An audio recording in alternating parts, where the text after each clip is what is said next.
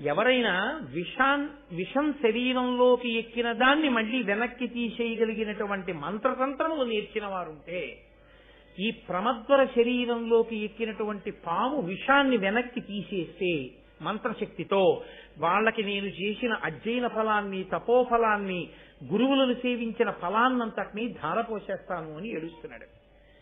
ఈ రురుడు ఏడుస్తున్న ఏడుపు విని ఆకాశంలో వెళ్ళిపోతున్న ఒక దేవదూత అన్నాడు, ఇంత చదువుకున్నావు, అంత ఏడుస్తున్నావే, ఒకసారి శరీరాన్ని ప్రాణి విడిచిపెట్టేస్తే నాకు వస్తారా? రారు. కానీ నిన్ను చూస్తే నాకు జాలేస్తోంది. ఇంత ఏడుస్తున్నావు కాబట్టి నీకు నేను ఒక ప్రత్యేకమైనటువంటి మినహాయింపిస్తున్నాను. నీకు ఎంత ఆయు ప్రమాణం ఉన్నదో, ఎంత కాలము నీకు ఆయుర్దాయం ఉందో అందులో సగభాగం నువ్వు ఈ ప్రమద్వరకి ధారపోస్తే ఈమె బతుకుతుంది. ఆ ప్రమద్వరకి ఆయన తన ఆయుర్దాయంలో సగభాగాన్ని ధారపోశాడు.